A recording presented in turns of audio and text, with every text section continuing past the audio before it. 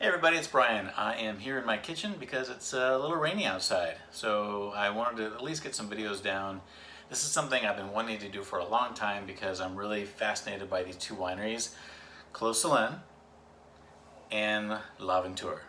Now I did a full tasting of LaVenture, one of my last videos, and I mentioned that these two winemakers know each other. And in fact, they do have some relation. But Guillaume is Clos Solene, and Guillaume used to be the assistant winemaker at LaVenture, and he's gone off and done his own thing. But they're both French families, French winemakers, and I was just curious about their rosés because they both do rosé in a very different way. As you can see, I know LaVenture is a little bit more pink, but Clos Solene really light colored.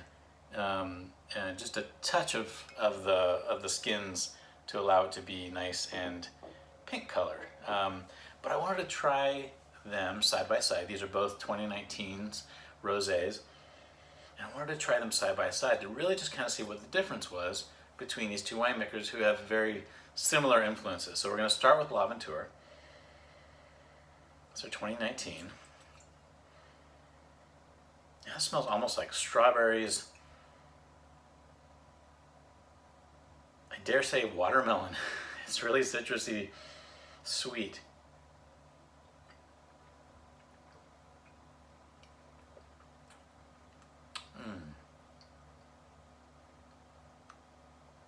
That's really nice. It's just so crisp and surprisingly a long finish for a rosé.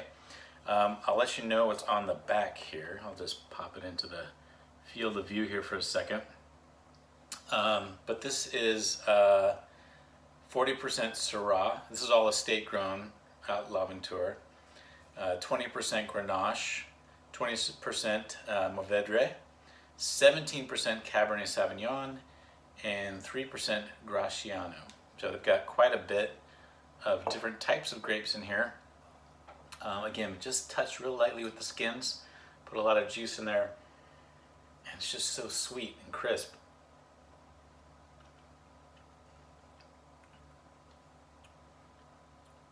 But on the heavier side, like this is, sometimes you'll hear people say, oh, it's a rosé that a cab drinker would appreciate. And that's kind of how I feel about this. It's got, of course, there's no tannins per se. It's not like that. It's just that there's I think it's because of the long finish. Really silky mouthfeel. And that bright citrus flavor. It's just a really, really nice, I mean, drinking this on a hot summer day, this is the most refreshing thing you could imagine drinking, which is so wonderful.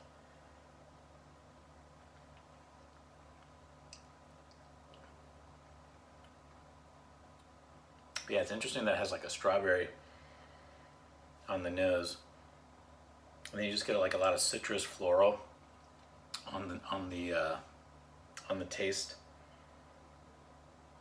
But yeah, really nice rosé. Okay, Clos Solene. Now, I love so many of Guillaume's wines. This is one of my favorite of his. I'm not a big rosé drinker. I mean, I love cabs. I love heavier wines. Maybe not so much in the Syrahs, but you know, cabs are wonderful, and you know, they make some great blends with cab grapes. But the rosé, it's really sweet on the nose, like a honeysuckle.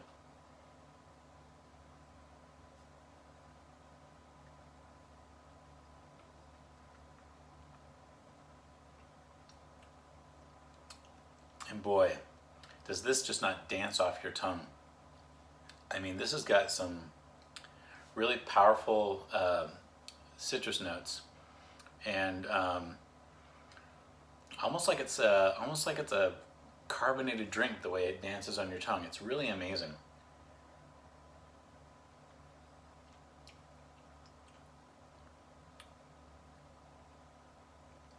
Almost tastes like cantaloupe. It's got that really like sweet, melony kind of flavor. I'll show you real quick what their rosé has as part of their, there we go. And it is 46% Grenache, 28% Mourvedre, 24% Cinsault salt, and 2% Syrah. And again, that's Clos Solene with Guillaume. It's the lightest rosé I've actually tried before. It's super light, not a lot of color in this wine compared to, you know, LaVenture. But just it's really amazing how that dances off my tongue. But still a very smooth and silky mouthfeel. Not as much as LaVenture. LaVenture actually is a lot more smooth and silky.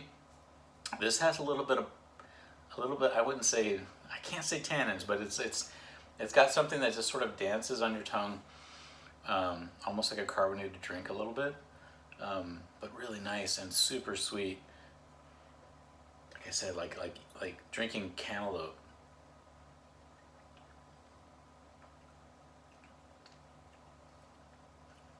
Yeah, wow, just a wonderful wine. So obviously hard for me to pick. I think I love both of them for different reasons. LaVenture is a little less expensive. I think it's like 36 a bottle, and this is like 47. So, you know, they're up there in the higher end rosés. But boy, I mean, they just have so much more complexity and that bright citrusy.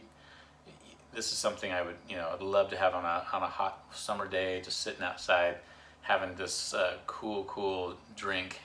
Just wonderful. You know, I have a sweet tooth. This is part of how I really enjoy wine that for a certain purpose. One tip I want to give you though about the fridge: if you keep these in a regular refrigerator, I was told you should put them out on the counter for about 30 minutes before you drink them. They won't go room temperature, but they'll probably lighten up a little bit. The sugars will get will mess up the wine as they get colder. Something about the chemistry of the wine. But if you keep them in a wine fridge, I was told, you know, 55 degrees in the wine fridge, that's what these are at. So it's the perfect temperature. You know, you pop them open, pour your glasses, try to drink them before they go warm. That's not a hard thing to do. These are beautiful wines. So I don't have a clear winner. I love them both for different reasons. Again, silky smooth, strawberry, really nice, smooth, silky mouthfeel. This has just so much going for it. It's you know, dances on my tongue, literally dances on my tongue. You know, almost like a cantaloupe-y kind of taste, but yeah, I love them both.